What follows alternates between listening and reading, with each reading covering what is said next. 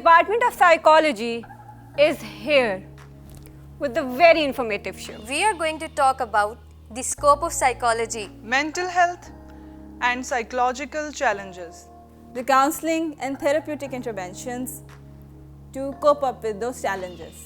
So, don't forget to watch a very different show, Psychologist of ISV.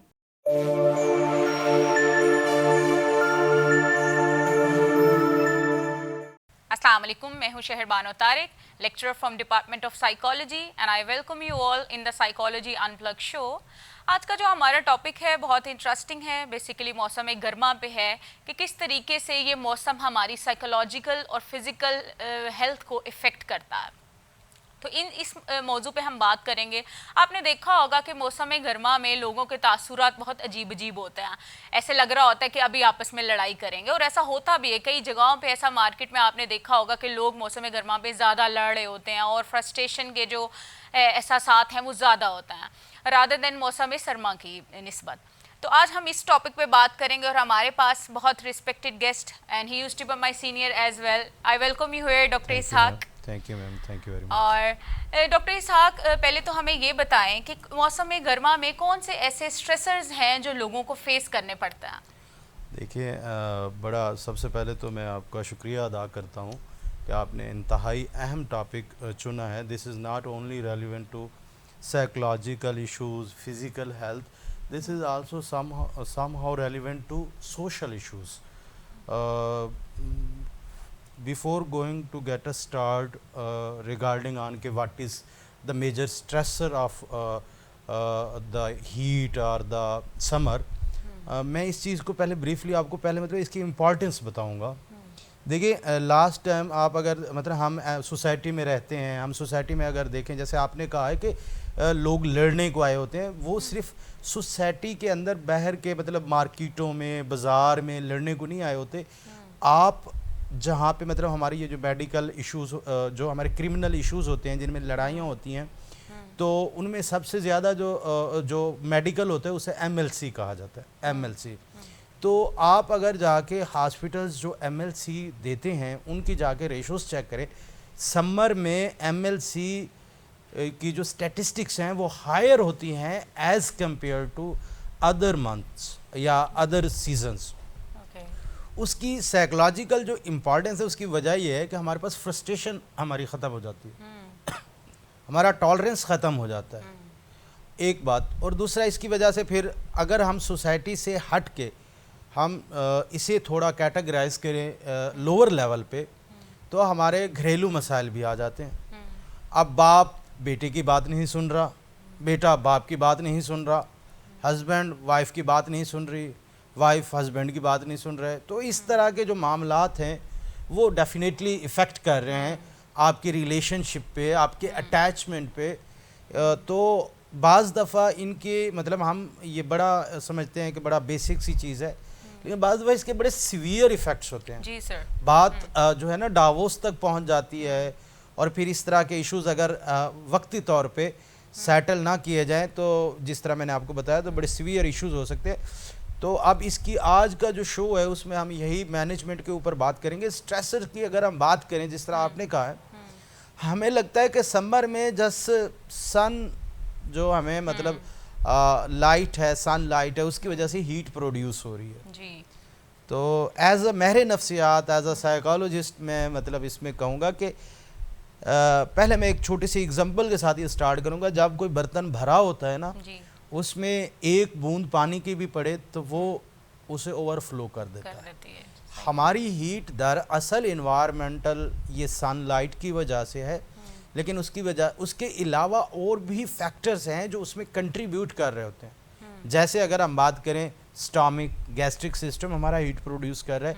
हमारे ये diet system पे हमें focus करना चाहिए कि हम डाइट इंटेक क्या कर रहे हैं। और उसके अलावा मतलब मैं एज अ साइकोलॉजिस्ट इस रवैयों की गरमाइश जो है सर, इसीलिए देखें कहा जाता है कि अपनी बॉडी को हाइड्रेटेड रखें गर्मियों में। बिल्कुल ऐसे है, बिल्कुल। और ख्याल रखें अपनी डाइट का, जो आप खा रहे हैं वो कॉन्शियस होके लें। बिल्कुल एग्जैक्टली। आप अमाउंट डाइट की मतलब प्रॉपर जो आप डाइट फूड इंटेक कर रहे हैं उसकी भी प्रॉपर अमाउंट लें, और फ्लूइड इंटेक के भी। अब देखिए हम मतलब इसमें क्या होता है कि हम फ्लूइड ज़्यादा ले लेते हैं, तो फिर हम मतलब ओवर जिस तरह हमारा इस तरह जैसे स्टमक फुल हो, फिर हम इरिटेबिलिटी का शिकार हो जाते हैं। तो ये मतलब बड़ी चीज़ें हैं जिनके बारे में ये नहीं है कि अब हम मतलब सोचते हैं कि वाटर इनटेक हमारा ज़्यादा हो। अब वाटर इनटेक ज़्यादा का भी मतलब वहाँ पे मैं यहाँ क्लियर करूँ कि आपने एक मतलब appropriate amount of water intake करना है। बेशक ज़्यादा बार करें, लेकिन एक अप्रोप्रिएट अमाउंट। अब ये तो नहीं 10 से 12 गिलास पीने हैं तो आप 6 गिलास एक दफ़ा पी लें और 6 गिलास दूसरी दफ़ा पी लें। अब मतलब ऐसे तो नहीं, या 3-3 गिलास के कट लगाएं। मतलब जब आपका स्टमक आप फील करें कि आप फुल हो गए हैं तो मतलब आपको वो करना चाहिए एक। और इसकी वजह मतलब क्या है कि हम ऐसा क्यों करते हैं?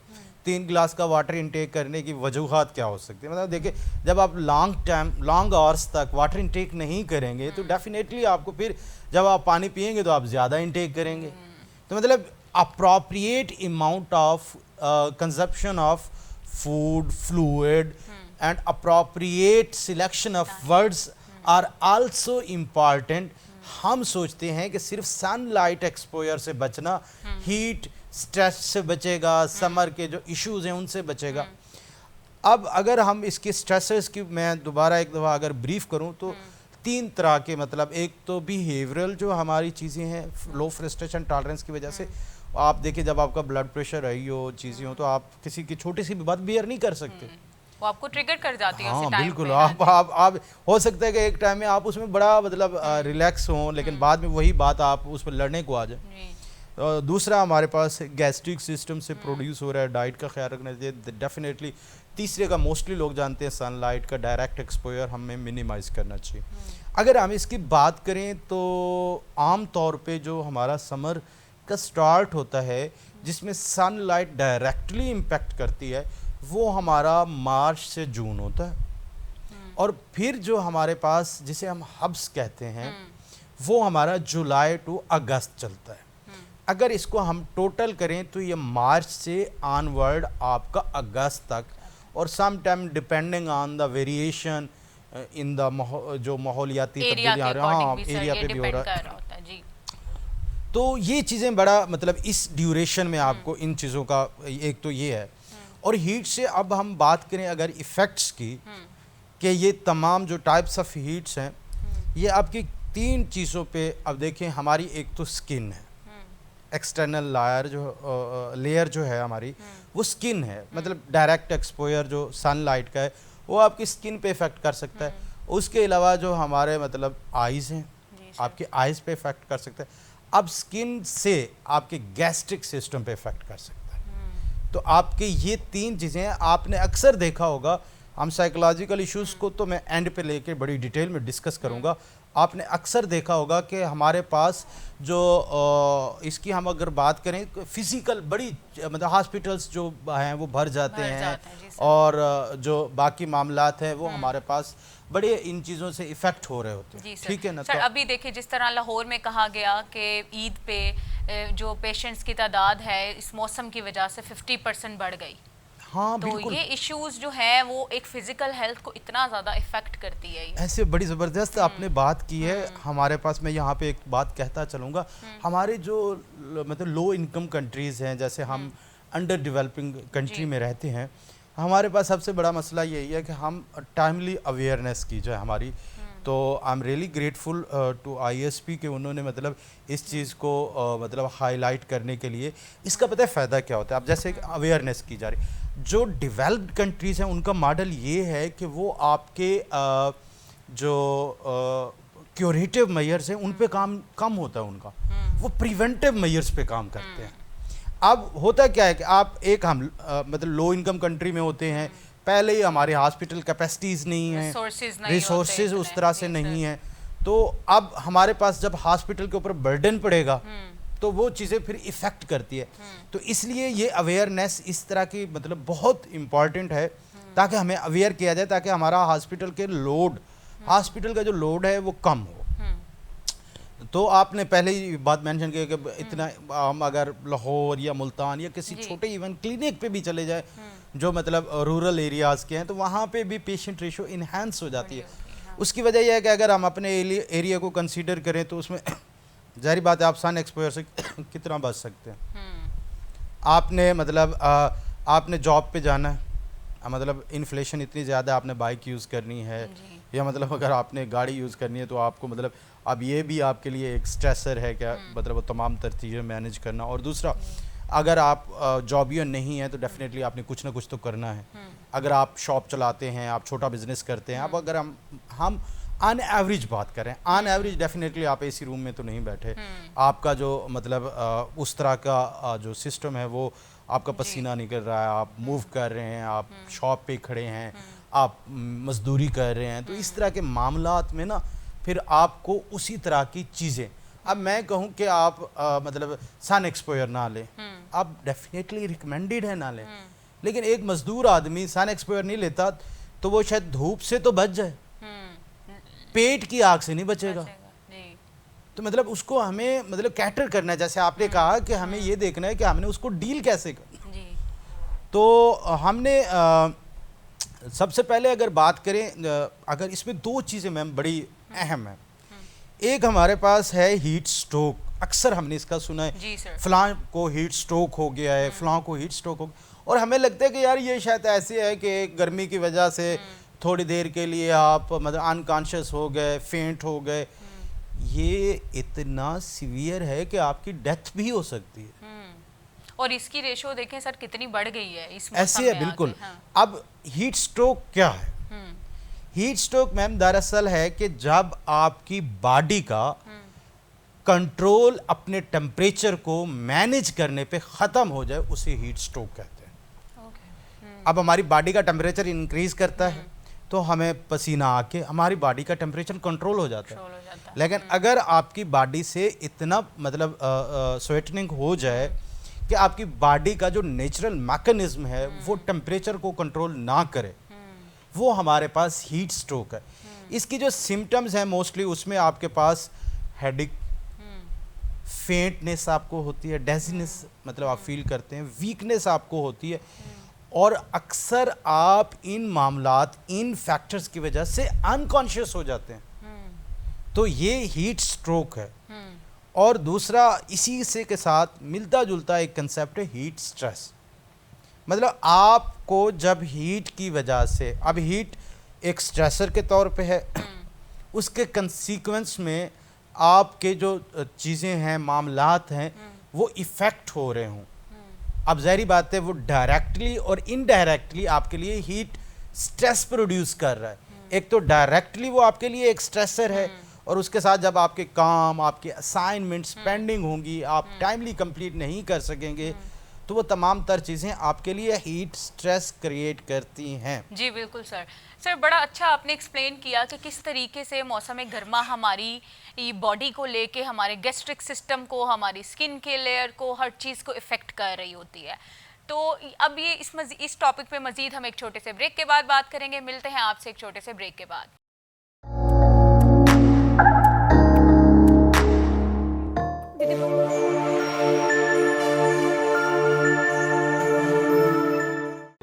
Institute of Southern Punjab Multan, the largest and pioneer degree awarding institute in South Punjab region.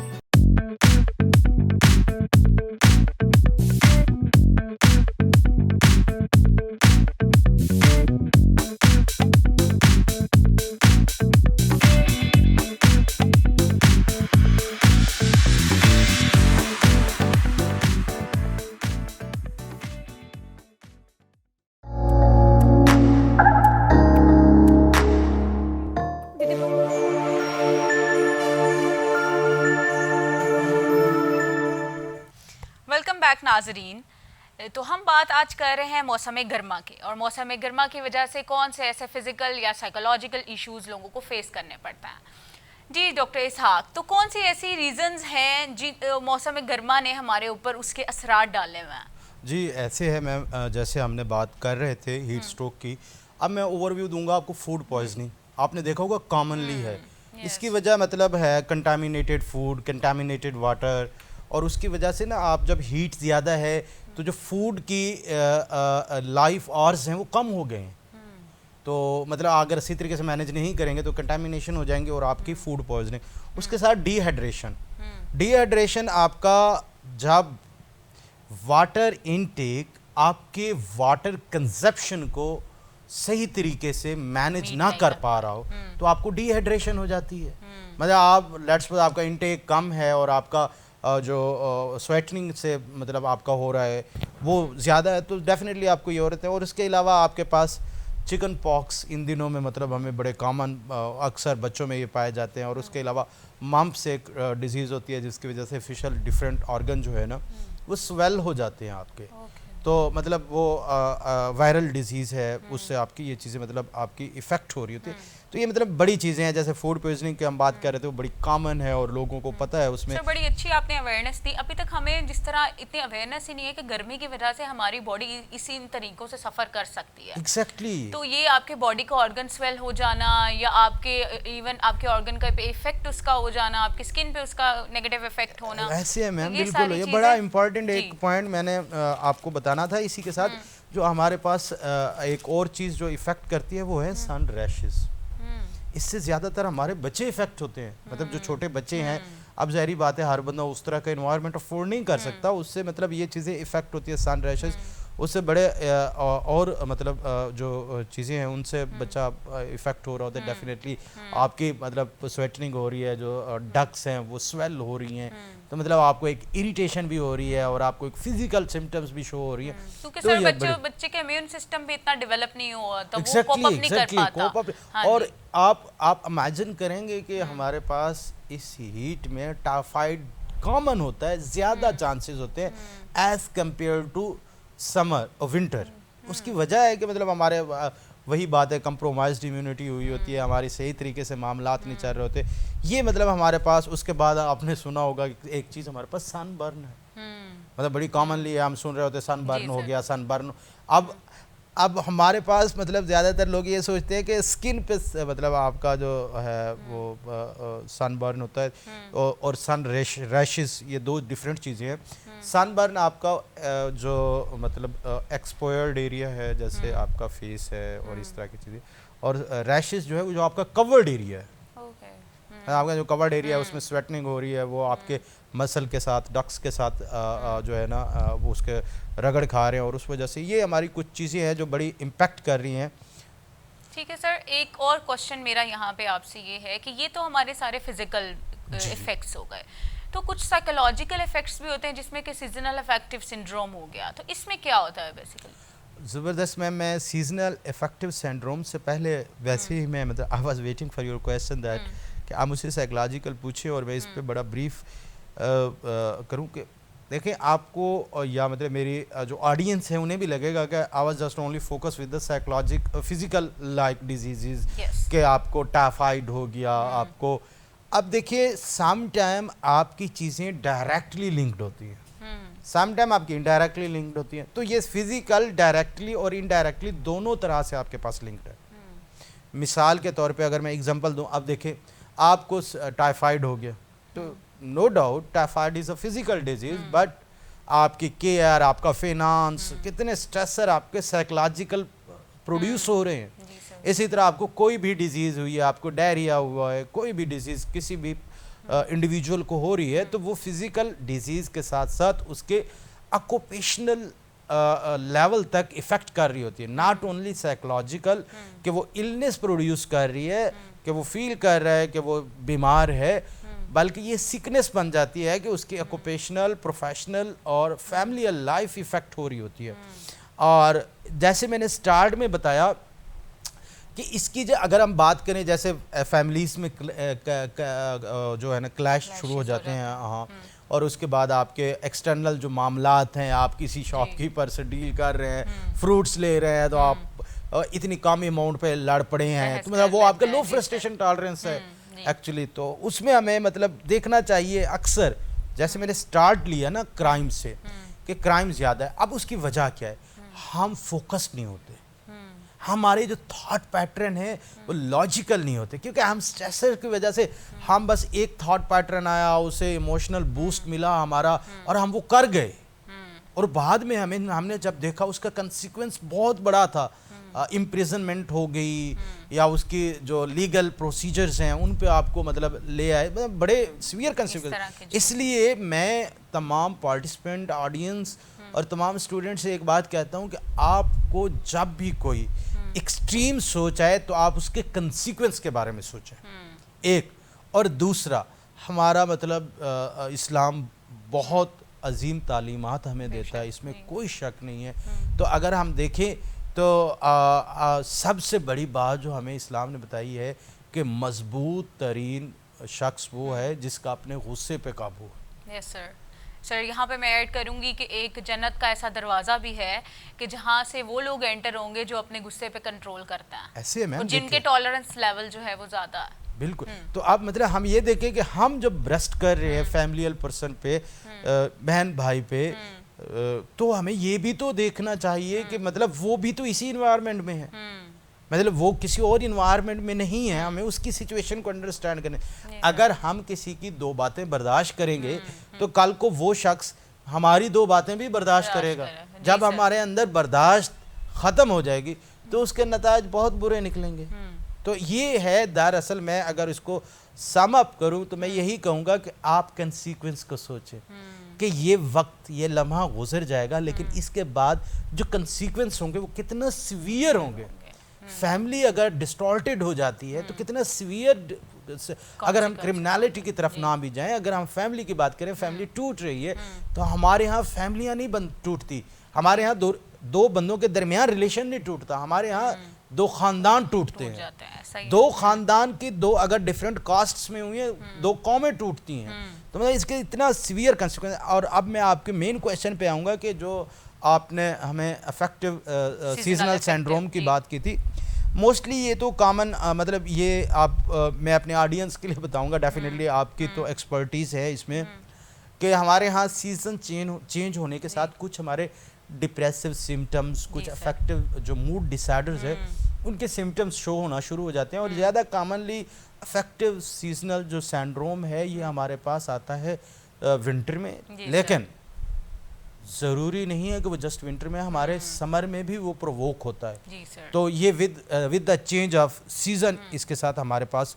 चल रहा होता है। तो इसमें जैसे लोग अकेले रहने लग जाते हैं और उनके अंदर एक इरिटेबिलिटी, उनसे बात करो तो वो बात नहीं करना चाहते, ये सारे उनके सिम्टम्स होते हैं जो लोग इस चीज से सफर कर बिल्कुल रहे ऐसे, होते हैं। और ये बिल्कुल किस ऐसे। चीज की वजह से होता है? क्योंकि सिर्फ एक सीजन चेंज हुआ है, इसमें बिल्कुल। कोई ऐसा स्ट्रेसर और नहीं आया, बट सीजन के चेंज होने से ही उनके सिम्टम्स, ऐसे उनके है, बिल्कुल। मूड, उनका इफेक्ट्स चेंज होना शुरू हो जाता ऐसे है। है, बिल्कुल ऐसे में। और मतलब इसमें हमें यही मतलब पूरी चीज़ों को अगर मैं ये तो थे हमारे साइकोलॉजिकल थॉट पैटर्न की मैनेजमेंट। जी। अब बिहेवियरल मैनेजमेंट की अगर हम बात करें तो हमें वाटर इनटेक इंक्रीज करना चाहिए, लेकिन जैसे मैंने स्टार्ट में बताया था, वाटर इनटेक की क्वांटिटी जो आप ले रहे हैं अप्रोप्रिएट लें। लेकिन आप जब आप फील करें कि आपको प्यास लग रही है तो आप तब फौरन ही लें जब पॉसिबल हो। अगर आप नहीं लेंगे, लॉन्ग आवर्स होंगे, तो आपका क्या होगा, वाटर इनटेक ज़्यादा होगा, आपके स्टमक पे लोड पड़ेगा। और दूसरी बात, आपको जो पानी है जिसको हम शिकंजबीन कहते हैं, जी। वो भी आपको यूज़ करना चाहिए, डिपेंडिंग ऑन कि आप उसमें हम डिफरेंट पैटर्न्स यूज़ करते हैं, मीठा इंक्लूड करके, या सम टाइम आपकी अगर कोई और कंडीशन है, डायबिटिक हैं या कुछ इस तरह की कंडीशन तो है, बेसिकली लेमन का यूज करना हाँ चाहिए। लेमन का हाँ यूज़ जी, करना चाहिए, हाँ लेकिन जी। आप पे डिपेंड करता है कि मतलब आप उस तरह के मशरूबात। और दूसरा शुगर केन जूस। लेकिन मैं यहाँ पे एक और बात ज़रूर रिकमेंड करूँगा, जो हमारे यहाँ शुगर केन यूज़ होता है, मैं माजरत के साथ किसी उसमें हमें ये ज़रूर देखना चाहिए कि वो कितना सफाई पसंद है जहाँ से हम ले रहे हैं, वरना हमारे मोस्टली हेपेटाइटिस की जो टाइप्स हैं वो यहाँ कंटामिनेटेड पानी से एक गिलास धुला जा रहा है, उसी में हम इंटेक करें। कोशिश करें आप अपने घर से बर्तन लेके जाएं, या आप डिस्पोजेबल, और वो भी कोशिश करें कि डिस्पोजेबल आप अपनी कस्टडी में लेके जाएं। आपको नहीं पता कि सही तरीके से वो डिस्पोजेबल आपके लिए ही यूज़ हो रहा है, अगर आप यूज़ कर चुके हैं तो आप उसे ऐसे तरीके से डिस्पोज करें कि वो दोबारा यूज़ ना हो सके। तो ऐसी चीज़ों के लिए हमारे एज अ सिटीज़न हमारे ऊपर भी रिस्पॉन्सिबिलिटीज़ हैं कि मतलब ये शुगर केन जो जूस है उसका इंटेक और appropriate amount of food from each part of, मतलब जितनी भी हमारी फूड्स की वैरायटीज़ है उनसे अप्रोप्रिएट अमाउंट यूज़ करनी चाहिए। और हमें डाइट में जो लाइट डाइट्स हैं उन पे ज़्यादा फोकस करना चाहिए इन दिनों में एज़ कम्पेयर टू जो मतलब जिनके मतलब हमें डाइजेस्टिव सिस्टम पे इफ़ेक्ट कर सकती हैं, हमारे गैस्ट्रिक सिस्टम पे इफ़ेक्ट कर सकती हैं, उनका जो इंटेक है वो कम करना चाहिए। सब्जियों का अगर मैं कहूँ, लेकिन वहीं पे मैं ये बात ऐड करूँगा कि मतलब ये नहीं है कि आपने मुश्किल सब्जियां यूज़ करनी है, मतलब आपने कंजप्शन फूड जो है हाँ लाइटर फूड मतलब उसके साथ आप मीट भी यूज़ कर सकते हैं, लेकिन डेफिनेटली आप मतलब डेली बेसिस पे मीट नहीं यूज़ कर सकते। लेकिन आप विंटर में आपकी मीट की जो क्वांटिटी इंटेक है वो अगर चेंज भी हो जाए तो वो डाइजेस्टिव सिस्टम पे इतना लोड नहीं पड़ता जितना आपका मतलब इसमें पड़ जाता है। तो ये मतलब कुछ बिहेवियरल डाइट रिलेटेड और फ्लूइड इंटेक के लिए। और यहाँ पे मैं एक बात मतलब एक बड़ी बात है जिसको शायद हम इग्नोर करते हैं, हमें अवॉइड करना चाहिए गाड़ी को धूप में पार्क करके बंद करके बैठने से। मतलब आप डायरेक्ट सन एक्सपोजर में हैं, आपने गाड़ी की कोई इस तरह की आपने आपकी गाड़ी जैसे इन्फ्लेशन चल रही है, मतलब आप एसी अफोर्ड नहीं कर सकते, आपकी गाड़ी बंद है और आपने वहाँ वेट करें, तो कोशिश करें अगर आपको वेट करना है तो गाड़ी में से निकले और किसी सायादार जगह पे आप वेट कर ले अगर वेट की क्वांटिटी करनी है। लेकिन आप डेफिनेटली अगर 5 मिनट का वेट करना है तो आप गाड़ी में बैठ के वेट करेंगे तो आपको तो मतलब हो सकता है हीट स्ट्रोक हो जाए, आप डिहाइड्रेटेड हो जाए। तो मतलब ये ये आपने बड़ी अच्छी बात बताई स्टूडेंट्स के लिए, जो टीचर्स यहाँ पे भी आते हैं इवन, तो उनके लिए बड़ी यूजफुल एक बात है ये वाली। हाँ, बिल्कुल। और दूसरा अगर हम बात करें तो मैम हमें मतलब हम सोचते हैं अक्सर ये मतलब एक हमारे स्कीमा है कि मतलब हमें पसीना आएगा तो वेट लॉस हो जाएगा और हम इन दिनों में अपनी एक्सरसाइज इंक्रीज कर देते हैं, लेकिन ऐसा नहीं करना चाहिए। हम डिहाइड्रेटेड भी हो सकते हैं, हम हीट स्ट्रोक भी हमें हो सकता है, हमारी बॉडी जब हमारे टेम्परेचर को मेंटेन ना कर सके। तो इसलिए इसमें रिकमेंड किया जाता है कि समर में आपके एक्सरसाइज की आप हैवी एक्सरसाइज ना करें, मतलब हैवी एक्सरसाइज ना करें आप।